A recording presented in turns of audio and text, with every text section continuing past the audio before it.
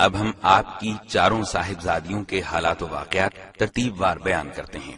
چونکہ سیدہ زینب رضی اللہ عنہا سب سے بڑی صاحبزادی تھیں، لہذا انہی سے شروع کرتے ہیں۔ سیدہ خدیجہ رضی اللہ عنہا سے نکاح کے 5 برس بعد سیدہ زینب پیدا ہوئیں۔ اس وقت نبی اکرم صلی اللہ علیہ وسلم کی عمر مبارک 30 سال تھی۔ گویا جب اعلان نبوت ہوا، سیدہ زینب رضی اللہ عنہا اس وقت 10 سال کی ہو چکی تھیں۔ یہ بھی اپنی والدہ کے ساتھ ہی ایمان لے آئیں۔ ان کا نکاح ابو العاص بن ربیع سے ہوا، جو ان کی خالہ حالہ بنت خویلد کے صاحبزادے تھے۔ حالہ بنت خویلد اور سیدہ خدیجہ دونوں سگی بہنیں تھیں۔ سیدنا ابو العاص مسلمان ہونے سے قبل بھی صاحب تجارت اور مالدار تھے، نیز امانت دار بھی تھے۔ سیدہ خدیجہ نے رسول اللہ صلی اللہ علیہ وسلم سے گزارش کی کہ زینب کا نکاح ابو العاص سے کر دینا چاہیے۔ آپ نے یہ بات منظور فرمائی اور ابو العاص سے نکاح کر دیا۔ یہ نکاح اعلان نبوت سے پہلے ہوا۔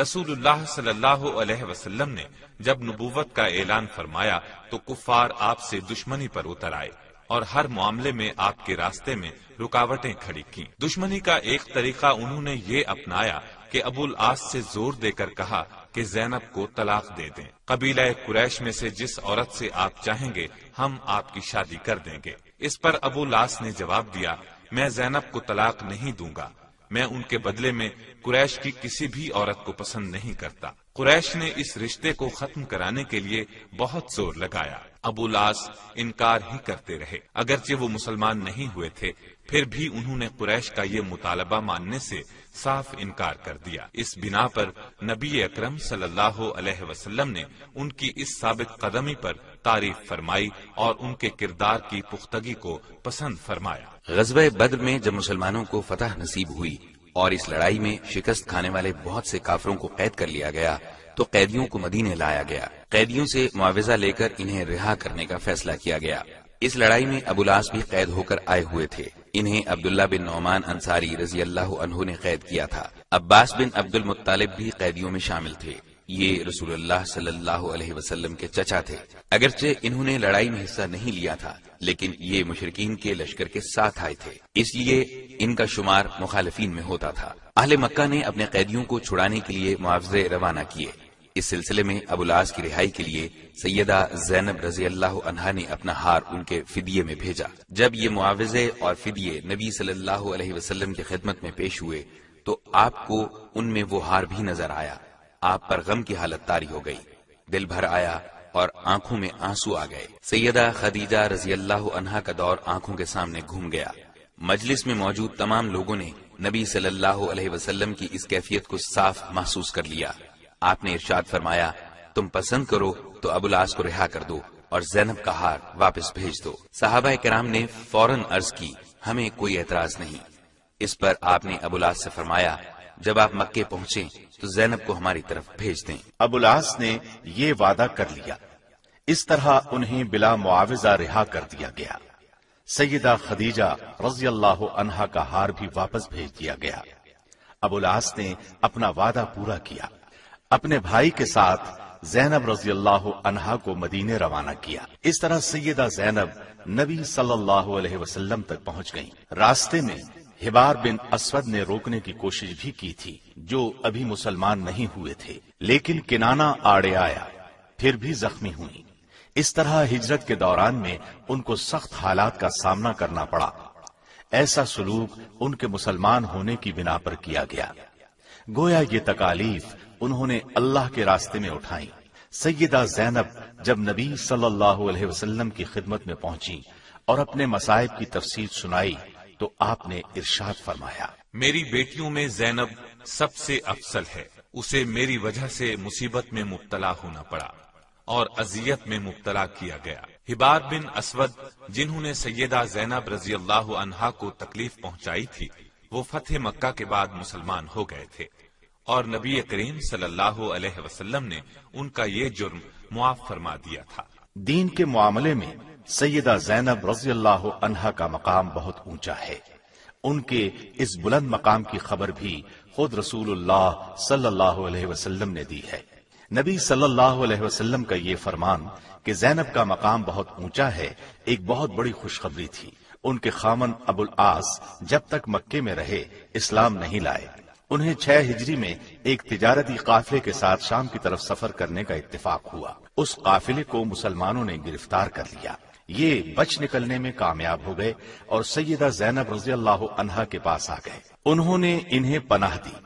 پھر یہ نبی صلی اللہ علیہ وسلم کی خدمت میں حاضر ہوئے اور اسلام لے آئے۔ مسلمان ہونے کے بعد مکے گئے۔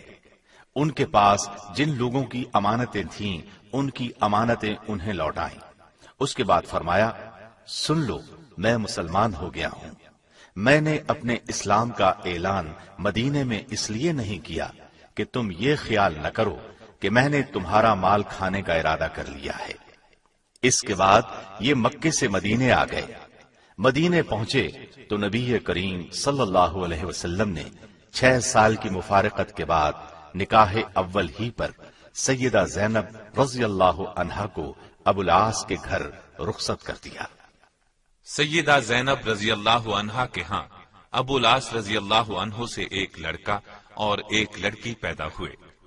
لڑکے کا نام علی اور لڑکی کا نام امامہ رکھا گیا۔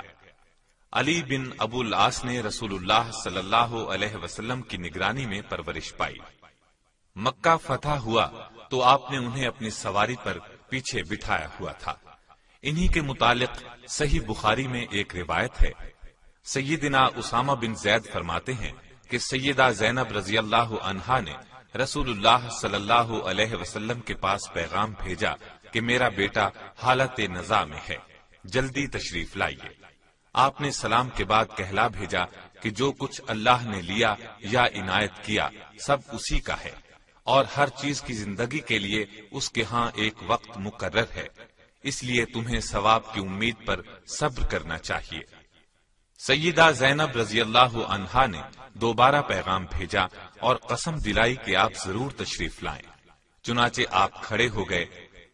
آپ کے ساتھ سعد بن عبادہ، معاذ بن جبل، ابی بن کعب، زید بن ثابت رضی اللہ عنہم اور دیگر چند اشخاص تھے۔ وہاں پہنچنے پر بچے کو اٹھا کر آپ کی خدمت میں لایا گیا۔ اس وقت اس کی سانس اکھڑی ہوئی تھی اور سانس کی آمد و رفت پرانے مشکیزے کی طرح تھی۔ یہ دیکھ کر آپ کی دونوں آنکھوں سے آنسو بہنے لگے۔ سعد رضی اللہ عنہ نے عرض کیا، یا رسول اللہ، یہ رونا کیسا؟ آپ نے فرمایا، یہ رحمت ہے جو اللہ نے اپنے بندوں کے دلوں میں رکھی ہے، اور صرف انہی بندوں پر رحم کرتا ہے جو رحم دل ہوتے ہیں۔ علی بن عاص کی وفات کے متعلق ایک روایت یہ ہے کہ بچپن میں وفات پائی، لیکن عام روایت یہ ہے کہ سن رشد کو پہنچے۔ ابن عساکر فرماتے ہیں کہ یرموک کے معرکے میں شہید ہوئے۔ سیدہ زینب رضی اللہ عنہا کی بیٹی امامہ بھی نبی صلی اللہ علیہ وسلم کے ہاں پرورش پاتی رہی۔ صحیح بخاری میں ہے، ابو قتادہ انصاری رضی اللہ عنہ بیان کرتے ہیں کہ رسول اللہ صلی اللہ علیہ وسلم ہمارے ہاں تشریف لائے۔ اس وقت امامہ آپ کے کندھے پر تھیں۔ آپ نے اسی حالت میں نماز شروع فرمائی۔ جب رکوع فرماتے انہیں اتار کر زمین پر بٹھا دیتے، سجدے سے سر اٹھاتے تو پھر امامہ کو سوار کر لیتے۔ اس واقعے سے صاف ظاہر ہے کہ نبی صلی اللہ علیہ وسلم کو ان سے کس حد تک محبت تھی۔ محدثین نے ایک اور واقعہ نقل کیا ہے کہ رسول اللہ صلی اللہ علیہ وسلم کی خدمت میں ایک قیمتی ہار ہدیے کے طور پر آیا۔ اس وقت ازواج مطہرات وہاں جمع تھیں، امامہ بھی وہیں تھیں اور کم عمر ہونے کی وجہ سے وہیں کھیل رہی تھیں۔ آپ نے ارشاد فرمایا، یہ ہار کیسا ہے؟ ہم نے عرض کیا، اس سے بہتر ہار ہم نے کبھی دیکھا ہی نہیں۔ یہ سن کر آپ نے فرمایا، مجھے اہل بیت میں سے جو سب سے زیادہ پسند ہے میں یہ ہار اس کے گلے میں ڈالوں گا۔ اب تمام ازواج مطہرات منتظر تھیں کہ دیکھیں ہار کس کے حصے میں آتا ہے۔ انہوں نے سمجھا کہ یہ شرف سیدہ عائشہ رضی اللہ عنہا کو حاصل ہوگا، لیکن نبی صلی اللہ علیہ وسلم نے امامہ رضی اللہ عنہا کو اپنے پاس بلایا اور ہار ان کے گلے میں ڈال دیا۔ ظاہر ہے آپ کو امامہ سے محبت سیدہ زینب رضی اللہ عنہا کی وجہ سے ہی تھی۔ انہی امامہ سے 12 ہجری میں سیدنا علی رضی اللہ عنہ نے نکاح کیا، کیونکہ سیدہ فاطمہ وفات پا چکی تھی۔ سیدنا علی رضی اللہ عنہ کوفے میں شہید کر دیے گئے تو امامہ کا دوسرا نکاح مغیرہ بن نوفل سے ہوا، انہی کے نکاح میں یہ فوت ہوئی۔ سیدنا ابو العاص رضی اللہ عنہ نے سیدہ زینب کے ساتھ نہایت شریفانہ برتاؤ کیا، اور نبی کریم صلی اللہ علیہ وسلم نے ان کے شریفانہ تعلقات کی تعریف کی۔ دوبارہ رخصتی کے بعد سیدہ زینب تھوڑا عرصہ زندہ رہیں۔ 6 یا 7 ہجری میں سیدنا ابو العاص اسلام لائے تھے، اور سیدہ زینب نے 8 ہجری میں مدینہ منورہ میں انتقال کیا۔ انا للہ و انا الیہ راجعون۔ سیدہ زینب رضی اللہ عنہا کو ام المومنین سیدہ سودا، سیدہ ام سلمہ اور ام ایمن رضی اللہ عنہن نے غسل دیا۔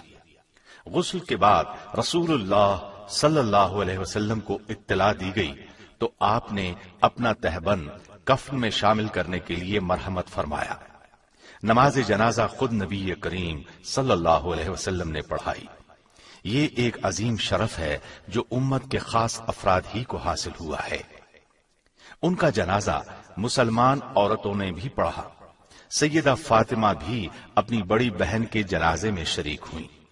سیدہ زینب کو قبر میں خود نبی کریم صلی اللہ علیہ وسلم اور ان کے خاوند ابو العاص نے اتارا۔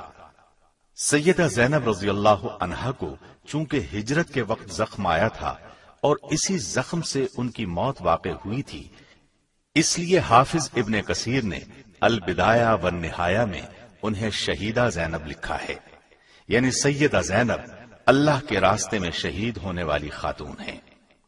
سیدہ زینب کے خاوند ابو العاص نے 12 ہجری میں ذوالحجہ کے مہینے میں انتقال کیا۔ یہ تذکرہ تھا سیدہ زینب